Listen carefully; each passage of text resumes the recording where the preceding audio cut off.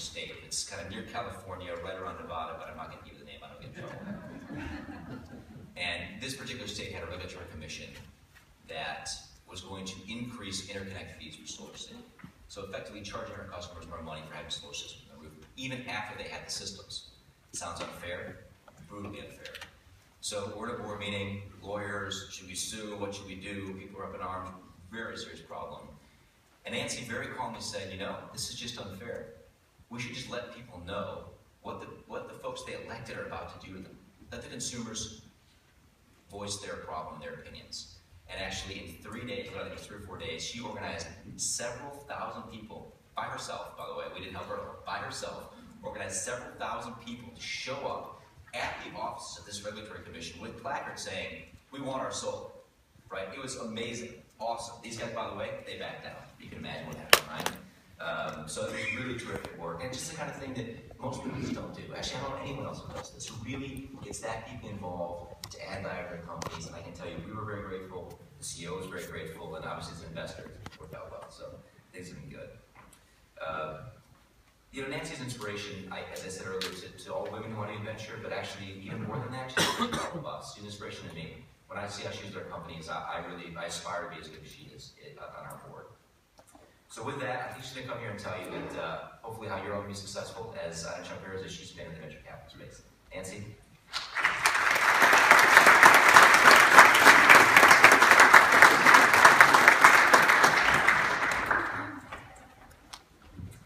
Thank you so much, Antonio.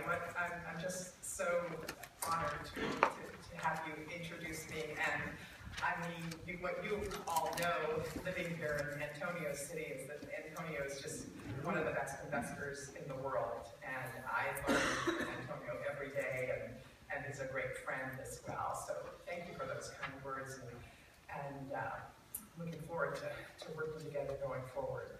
I'm here, as many of you are, because I'm part of the Amy Prancitech fan club, and I have known Amy now just for a few years as part of the DOE Women in Clean Energy activity that we're in together, and believe me, when she enters the room, things get done. And so it's just my pleasure to help talk about these issues that are so important to all of us. And I just want to thank Amy and her team for inviting me and for all the great organization, and to the board of the Clean Energy Trust and the supporters. It's just been a real pleasure to get to know all of you, and congratulations for this super event. I also just want, there are a few of our supporters, DBL supporters from way back here in the room today, and I just want to thank you for being here and for the support you've been to us over the years. So today we're going to talk about the world we live in and how you as entrepreneurs can thrive. And it's kind of a rough world out there, as Antonio alluded to, but it's getting better every day. That's where we're going to start here. And it's because really innovation, what you all are doing here, is driving broad-based participation in the clean energy economy. Now, we couldn't say that a few years ago. It just we were on the margin. It wasn't mainstream, and maybe it isn't quite mainstream yet, but believe me, we are getting there. And some of the facets of our industry are changing and making us more like traditional innovations sectors driven by innovation that we all know and love. And that's really helping us. And I want to, before we get into myth busting, I want to just talk about that because it's a potent weapon for us. So this chart really just shows you innovation cycles that we've all lived with that have changed our lives, mostly for the better, and also have created huge investment opportunities as you move from innovation cycle through each cycle. And so computers is probably the most obvious. Way back when we had mainframes, we went to minis, to desktops, to now iPhones, tablet, and the cloud. Telecom, same thing, from analog to wireless to cell phones, and now to smartphones. Radio, one of our investments in our fund, one of our funds is Pandora. We've gone from terrestrial to satellite and now to internet. And then, of course, automobiles, going from gas-powered to hybrids and to plug-in electric. So these are all innovations that have occurred in our lifetime and that have really, if you're an investor, investing across these cycles has been incredibly successful. And so really what's happening today is that we are seeing this innovation cycle arrive to the electricity and the energy industry, and it hasn't happened for a long time. And I could draw a whole bunch of these. I just created one, but just to show how we fit into the cycles I just described. Look at this. We've all grown up with centralized fossil fuel plants, especially coal, also nuclear, non-fossil fuel, but centralized. We've seen the arrival of utility-scale renewables, now distributed rooftop renewables, and we're moving into fully integrated microgrids. And Go Electric, one of your winners a few years ago, is an example of that trend. There are many, many other of these, but this just shows you that we're in that same innovation moment that these other large industries have been in.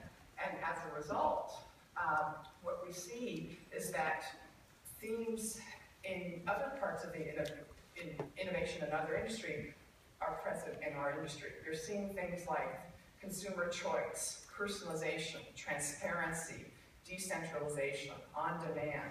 These are all very much facets of the other industries that have been innovating over the past several decades. You've never heard those words before in the energy electricity sector. And so what's happening is that for the first time in 100 years, we are not our grandfather's electricity industry. We are a personalized, decentralized, cost-producing, transparent industry, and we're just only getting started. And that means a whole lot in terms of gaining legitimacy and addressing the naysayers that say we're different and that we shouldn't change. And so to me, this is really compelling. I mentioned that Pandora is one of our companies, and I think probably our firm was the only one that had Pandora and SolarCity in the same portfolio. And they're actually quite alike. People are always saying, why are they alike, Nancy? Well, look at Pandora. You've got consumer choice now. You're not just listening to Casey Kasem's top 100. You get to have your own choice of artists.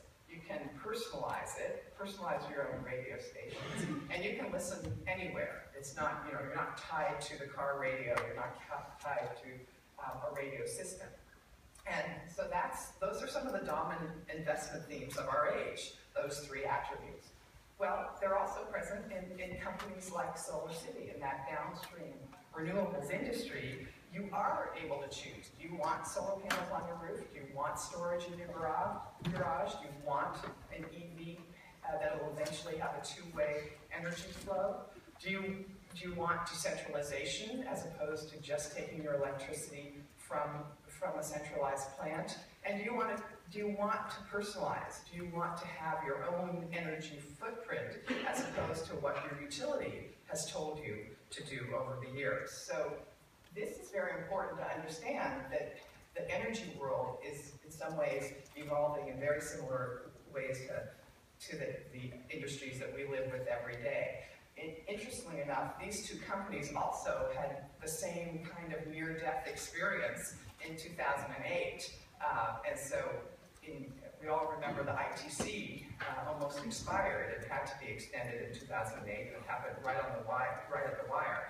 Would have destroyed a lot of the opportunity for downstream solar if that hadn't happened. Well, in Pandora's case, same year, same trouble. The whole royalty dispute that occurred back then had to have an act of Congress to make it fair for all the players. And that didn't happen until December of 2008, the Digital Music Copyright Act. And so when people say that clean tech has a lot of policy challenges, it is true, but we're winning, as Antonio referenced. And it isn't unique to us. I mean, that was a bad year for DBL until things got solved. And it just shows you that we live in an age where you do have to engage. That's something we spend a lot of time at. So another, just to give you a few other examples of how our world is becoming more like the innovation world that we live with in other sectors. Look at this email I got a few last month. We're looking at the sharing economy in clean tech. We have a cabin in the middle of nowhere in sort of West Sonoma by the ocean that we try to go to unwind.